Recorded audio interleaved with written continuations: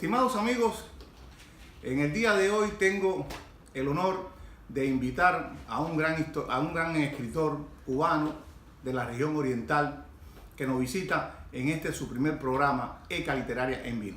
Julio Benítez. ¿Cómo ¿Qué estás, tal, Julio? Ángel? ¿Qué tal? Oye, muy bien. ¿Cómo te sientes? Bien, bien. Hace rato no te veo por los movimientos literarios aquí en Miami. ¿Qué ha pasado? Quizás me estoy poniendo viejo, ¿no? Y entonces, pues me resulta un poco lejos el lugar donde vivo con respecto al centro de la ciudad, que es donde se realizan la mayoría de las actividades importantes. El principio cuando vine sí lo hice, pero luego me canso mucho manejando.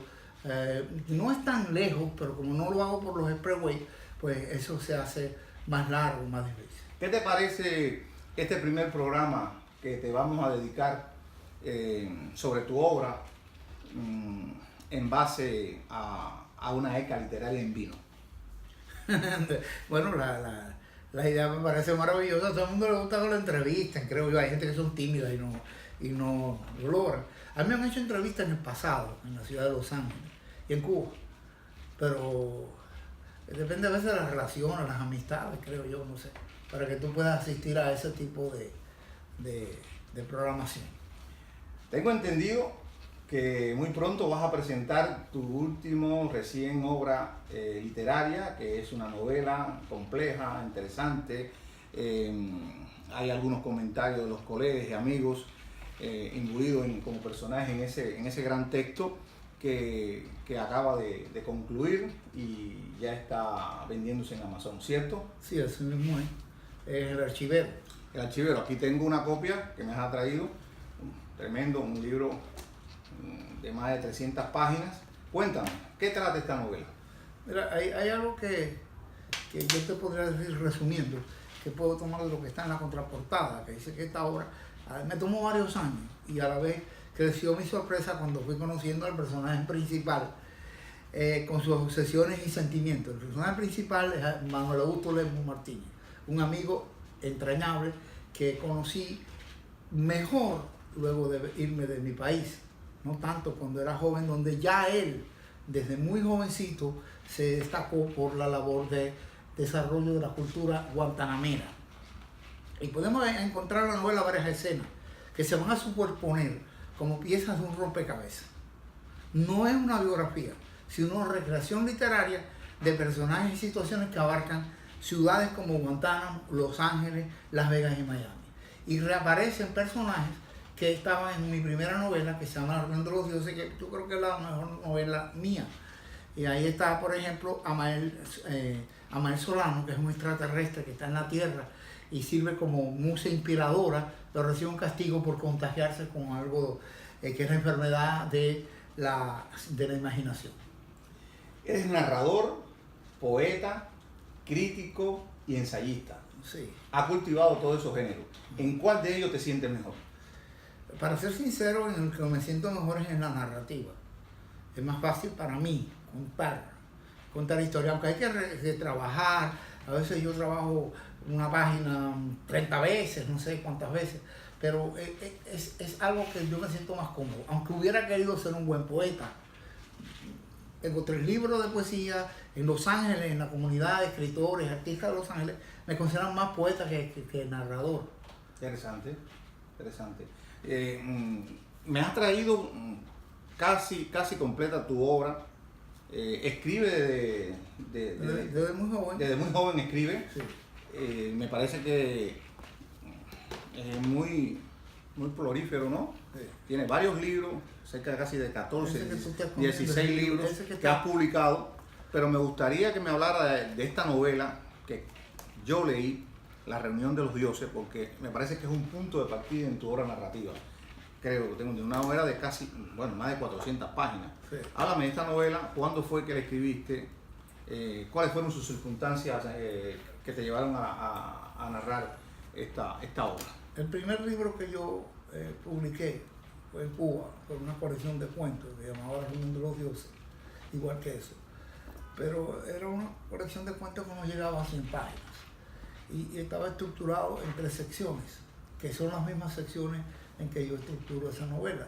Entonces a mí se me ocurre una conversación con mi hermano Ibrahim, arquitecto notorio de mi ciudad natal.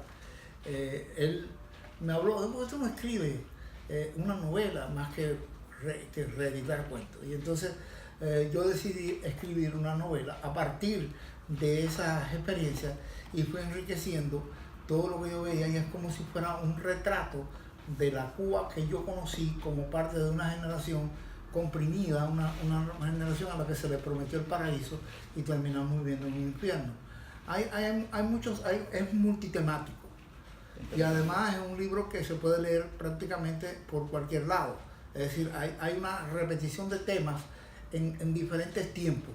A veces, porque tú lo puedes ver cuando vas a los capítulos iniciales, y yo cambio el orden para no ser muy aburrido, pero va a desarrollar todo lo que es el periodo especial, más que nada, el preludio del periodo especial y el preludio especial cubano, y luego la emigración de muchas de esas personas que son los llamados dioses, que eran poetas, que se reunían cuando jóvenes, y personas que, como yo, estudiábamos y soñábamos a conquistar el mundo, y algunos de ellos existen, son reales. Son como se llama Arquímedes Ruiz Colombier, hermano de la poeta y crítica Ana Ruiz Colombier, o Ana Colombier, como ella prefiere llamarse. Y bueno, ahí está de alguna manera, porque él ha sido una persona muy inteligente, que se ha hecho doctor en ciencia. Está en esa novela como uno de esos que nos reuníamos en el pre y hacíamos cosas que eran sueños. Y casi todo, mucho de eso es cumplido.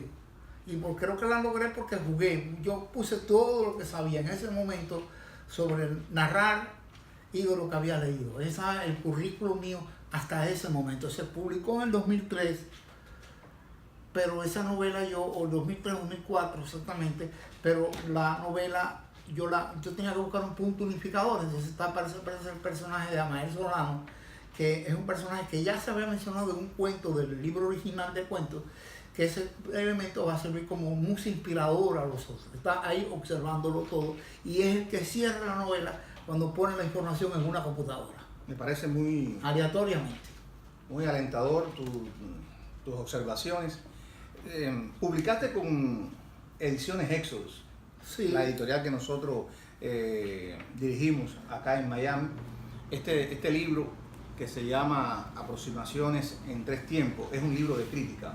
Sí. ¿Qué te parece hoy en día la crítica? ¿En qué estado estamos respecto a la crítica literaria? Yo creo que empezaría por criticarme a mí mismo. Este es un libro de crítica, ensayo y hasta testimonio literario, porque es como decir mis experiencias como escritor en Los Ángeles, entre hermanos latinoamericanos, algunos cubanos, como el distinguido promotor Armando Añel, usted mismo, el distinguido poeta Joaquín Gálvez, que aparecen reseñados ahí, la amiga Rebeca Ulloa, por citar algunos ejemplos, y luego hay una serie de escritores latinoamericanos y algunas cosas que había escrito años atrás sobre Martí, sobre Padura, y bueno, y también hay como un testimonio de esa literatura que yo conocí en Los Ángeles. Tú me preguntaste algo que no te contesté, ¿qué creo yo de la crítica actual? Creo que yo diría lo mismo, te diría con respecto a mí mismo. A veces somos demasiado echológicos, en el sentido de repetir datos y elementos de una obra cuando lo estamos criticando, señalando información desde el punto de vista factual como si fuera algo positivista.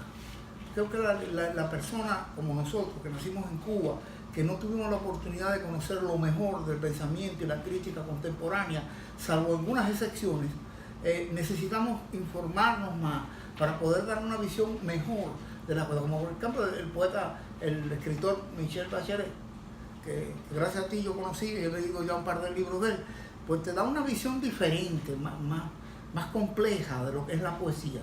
Entonces, cuando uno va a criticar un poema, tú no puedes basarte solamente en los libros de retórica o de crítica literaria que hubo en otra época, porque nos quedamos fuera. Nos quedamos, si acaso, en el marxismo y luego algo de estructuralismo, semiótica, estructuralismo. Hasta ahí se quedó más que nada mi generación, la mayor gente que yo conocí. ¿Te consideras un escritor de temas policíacos? Bueno, yo creo que sí, porque yo tengo dos novelas que son de él. Háblame de eso. Porque aquí tenemos la primera de ellas, que en realidad fue escrita segunda, porque es como si fuera una secuela. Es la segunda, que se llama Las tres muertes de Wilhelmina Robinson, que fue, como dice aquí al final, estuvo al cuidado de Rolando Jorge, ese excelso poeta mayamense, y Gumersindo Pacheco, un excelente narrador cubano. Ellos contribuyeron en la edición de este libro. Es una historia simplemente un poco fantástica. Una mujer que tiene relaciones con grupos, con mucha gente, brujas, espiritistas, conoce a gente que son castristas, anticastristas y narcotraficantes mexicanos. En la investigación se basa en eso. Las tres muertes son las tres líneas de investigación, que por cierto no terminan en ninguno de esos casos basados en esos tres grupos de los cuales se suponía que había salido el asesino, sino que hay una sorpresa ahí. Eso fue publicado por Iduna. Interesante. Que como ustedes saben, Iduna ha tenido una serie de problemas, no se ha podido... Una editorial pionera aquí en Miami. Sí. Y entonces la Operación Serpiente, que es primera que la Tres Muertes de Wilhelmina Robinson, en realidad se publicó después. Y es una novela que yo trabajé mucho. Creció 400 páginas, 200, 300. Es una novela donde yo trato de contar la historia de un detective de origen norteamericano, que es también el personaje principal de Las Tres Muertes de Wilhelmina Robinson. Es un detective que tiene algunas raíces hispanas. Entonces hay una trama de historia que se van a mover hasta Cuba y México. Como efectivamente va a ocurrir, porque hay un crimen, hay una suplantación de personalidades por parte del gobierno cubano y sus espías, y entonces un equipo de la CIA trata de ir a Cuba a rescatar a una mujer que ha sido secuestrada y probar que efectivamente también el gobierno castrista, también en Cuba, aquí en los Estados Unidos, sí comete actos violentos, a pesar de que lo ha negado. Entonces eso también se hace como prueba. Hay mucha fantasía, mucho elemento de ficción en esa novela. Hay algo que no se me olvidaba. Sé que te gusta escribir sobre José Martí. Sí. ¿Eres devoto de la obra de José Martí? Fui mucho en años más jóvenes. Publiqué no sé cuánta cantidad de artículos sobre Martí y sus distintas obras, digamos, sus artículos, etc. Pero había algo que yo había hecho, una serie de artículos para el centenario de la Edad de Oro, y entonces ya cuando leí en algún lugar que era el 110 aniversario o algo así, dije, y aquí no se dice nada. Sin embargo, entonces nosotros, dejándole el protagonismo a la isla, allí lo estamos celebrando con bombo y platillo. Entonces yo cogí aquellas cosas con algunos artículos nuevos, traté de darle una unidad con una perspectiva diferente, en un modo más libre, más independiente, y con eso creé esto que yo llamé el libro mágico, que son notas acerca de la Edad de Oro. El trompetista, este libro, es un libro de cuentos. Es un libro de cuentos. ¿Es la historia folclórica de alguien? ¿A qué te refieres? No, ese es un libro que la mayoría es pura fantasía. Es pura fantasía. Ahora, el trompetista es un expreso político en el cual hay temas como el abuso a la homosexualidad o al homosexual, a los abusos a personas que han sido presos políticos y que rehacen su vida aquí en Cuba. El personaje se inspira en el trompetista. Ahora, mi libro de cuentos más popular no ha sido ese. Mi libro de cuentos popular es aquel que tú tienes allí escondido, chiquito, que se dice En Glende no hay ladrones. Ese fue este que está acá. Estaba aquí. En una edición es que son varios libros. Sí. Imagínate. Esto ocurre en una edición muy pequeña, muy limitada, una maquetación horrible hecha entre un amigo mío que fue finalista de Casa de las Américas, un colombiano que además fue 2 veces premio Letras de Oro de aquí de Miami, ganó Juan Rulfo de Francia, y uno de las revistas, una revista importante de Argentina y también de México. Él me ayudó un poco en esto, y entonces publiqué este libro que es, yo trato de aquí de poner la voz del emigrante en esto, del emigrante latinoamericano, no solo cubano, aunque claro, va a predominar el cubano entre los personajes que se cuentan en este libro. Es con humor. ¿Ha cultivado la poesía? Sí. La poesía la cultivo desde joven. Desde muy joven, ¿verdad? Sí. Y ha sido reconocido sí, en California. En California, no lo traje, pero bueno, aparezco en varias antologías. Incluso hay una antología que se llama Alba de América, que se hace todos los años, que se publica en Argentina, pero es una organización internacional. Ahí aparecen poemas míos. También en México, una revista que se llama Mayday, he publicado, tengo opiniones de importantes profesores argentinos. Una vez ofrecí un concierto en la Unión de Escritores Argentina, en la sede de la Unión de Escritores Argentina, donde me sorprendí de que gente joven eso les gustara lo que escribía. Muy bien, Julio, eres graduado del pedagógico en historia. En español. En español. Estudié historia y español en una cosa que se llama profesor de secundaria básica en la Universidad de Oriente. Estaban necesitados. En los años 70. Eso fue en los 60. Y entonces me gradué a principios de los 70, pero ese título no era un título realmente universitario, aunque se hacía en la universidad. Y los mejores profesores que tuve en mi vida de ese tipo casi todos fueron de esa época. Pero luego me gradué en el Instituto Superior Pedagógico Fran País de Santiago de Cuba. Aquí estudié también, terminé los cursos de un programa de maestría en español, literatura española, en la Universidad de California, Los Ángeles, se llama Cal State LA. Y también tengo un certificado de estudios de enseñar inglés y eso que lo hice en la UCLA, la universidad, una de las mejores universidades del mundo, de las 20 mejores casi todos los años. Ahí lo hice casi todo por internet. Y distintas universidades y eso. ¿Te considera un escritor, un investigador académico? En algún momento traté de aproximarme a eso, pero no. Cuando trabajé en Cuba y aquí en algún que otro evento, hay un evento que se hace en California, muy grande, que es un simposio de literatura española en la Universidad Domingo Hill. Ahí yo fui varias veces ponente con trabajos de tipo académico. Incluso hay un librito, un folletico que contiene parte de lo del libro de Martí. Y también luego a veces me ponían de jurado o de presidente de mesa en ese mismo lugar, a donde asisten personalidades del mundo académico de prácticamente toda Latinoamérica y los Estados Unidos. Pero generalmente no es el caso. Te mudaste a Miami hace apenas un par de años. Sí, hace un par de años. ¿Qué te parece? Dame un resumen de tu visión referente a Miami como ciudad cultural. Culturalmente Miami, especialmente lo que es en el mundo latino, que es el que más conozco, es una ciudad muy rica. Al principio yo pensé yo sabía porque había venido de visita que había esa riqueza cultural, pero lo que no sabía era que había tanta diversidad de grupos, en la mayoría de los casos con excelente calidad. La Feria del Libro de Miami, que es una de las más grandes de Estados Unidos, aquí se dice a veces que es la mayor, dicen en Los Ángeles la de UCLA que es la más grande, por el número de participantes.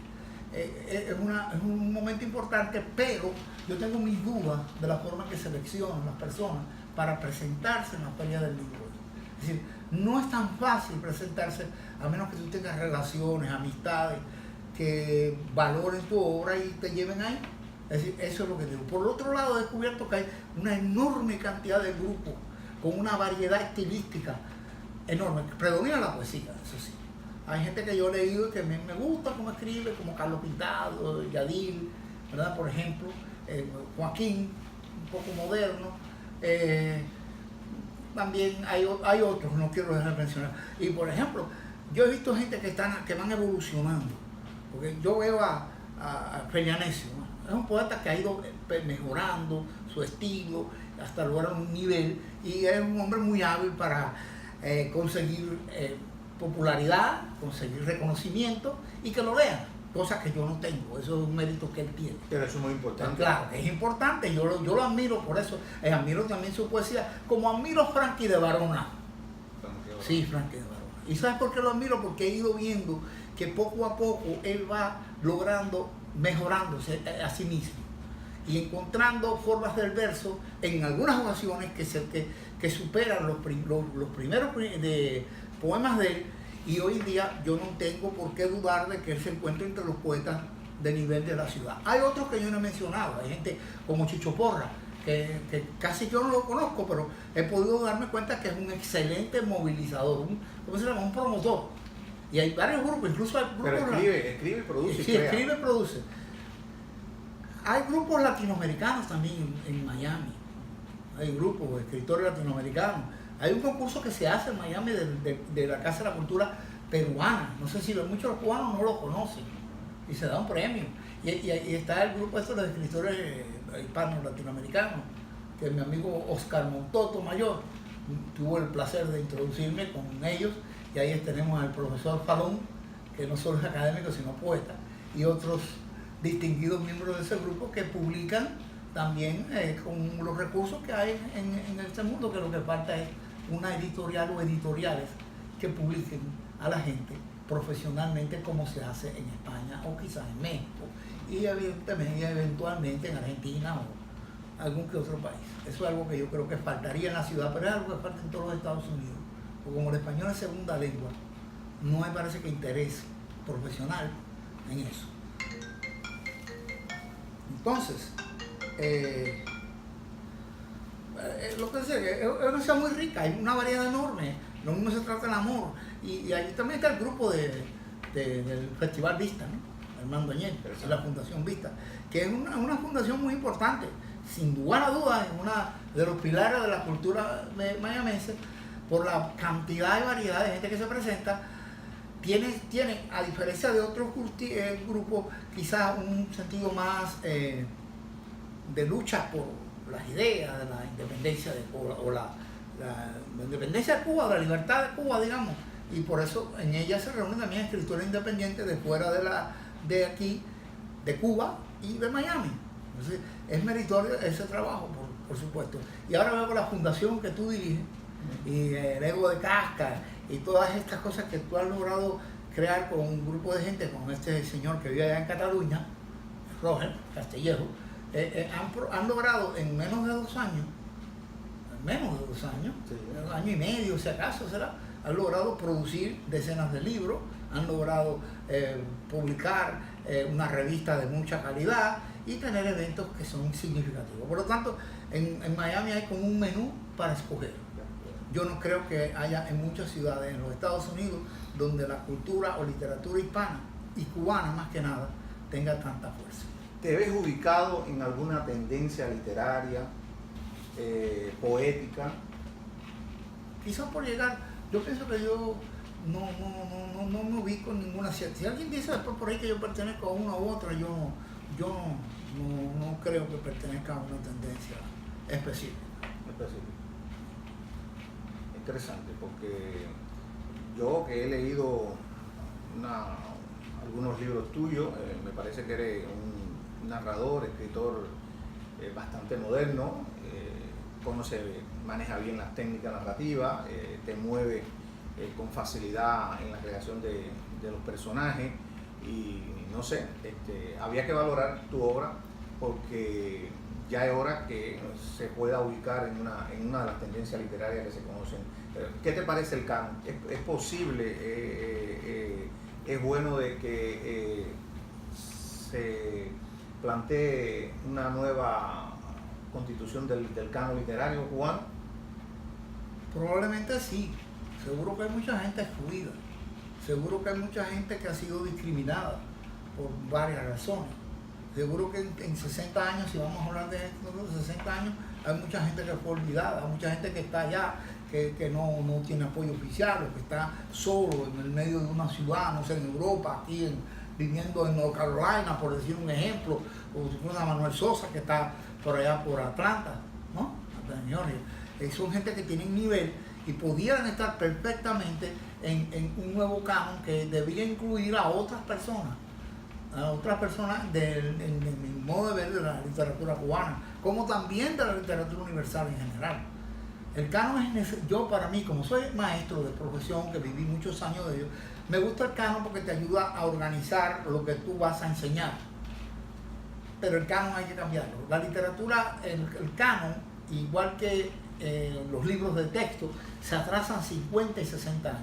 Lo que nosotros estudiamos cuando estamos en el high school, el universitario, bachillerato, como quieran llamar, y luego en la universidad generalmente tiene 20, 30, 40 años de diferencia. ¿Qué estudiaba yo cuando empezamos? ¿Qué me llamó mucho la atención? La generación del 98, como amigo mío. Cuando yo estaba estudiando la generación del 98, había pasado ya más de 50 años de que esa gente estaba en órbita. Ya eso se había eliminado. Es bueno estudiar y leerlo, claro que sí. Tenerlos en el canon, claro que sí. Pero no todos. Muy bien, hemos tenido hoy invitado a Julio Benítez, hemos hablado de su obra, nos ha explicado y nos ha comentado todo en cuanto a su desarrollo literario y le damos las gracias por estar aquí con nosotros y hasta el próximo encuentro con otros invitados especiales. Muchas gracias. Gracias, Julio. Muchas gracias. Creo que